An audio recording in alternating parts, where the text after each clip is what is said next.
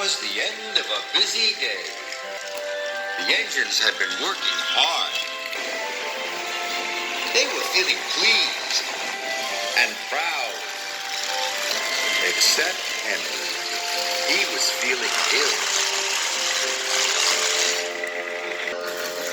"What's the matter with you, Henry?" Thomas asked.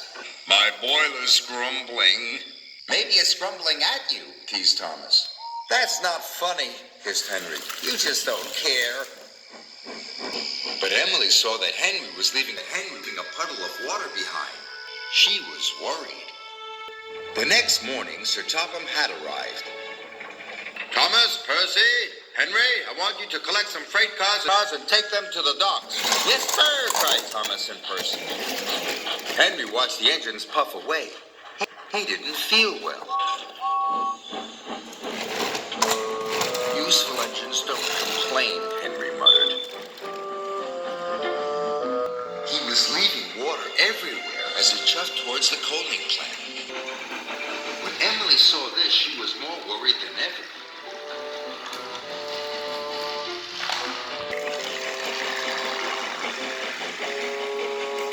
Then Thomas and Percy overtook Henry.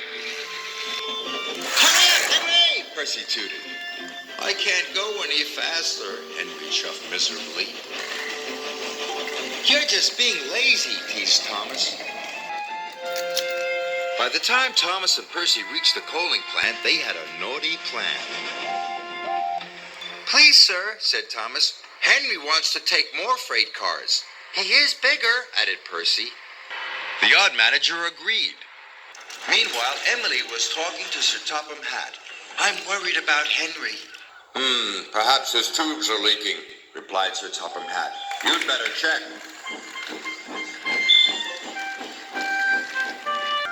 By the time Henry reached the coaling plant, Thomas and Percy had already left. "Why did Thomas and Percy leave me so many freight cars?" moaned Henry. "They know I'm not feeling well."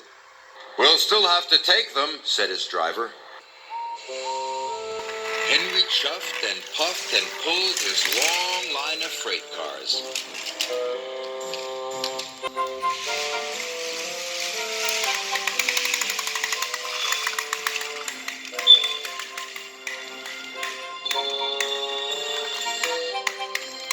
"You can do it, Henry," encouraged his driver.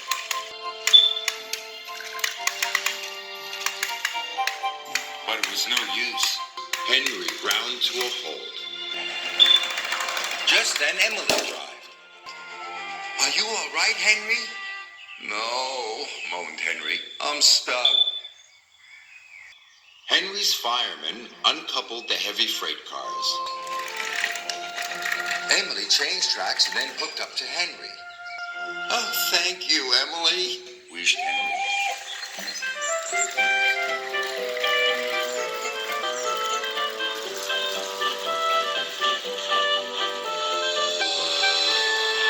Emily and Henry puffed into the docks. "Well done, Emily," said Sir Topham Hatt. "Thank you, sir." Then he spoke to Henry. "You were brave, Henry.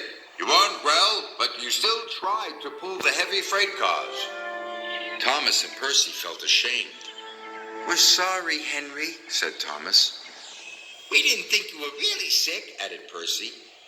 "Go back and collect Henry's freight cars," said Sir Topham Hatt sternly. "Yes, sir," whispered Thomas.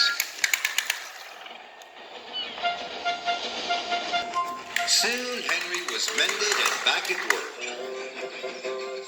"You're looking so much better," said Emily.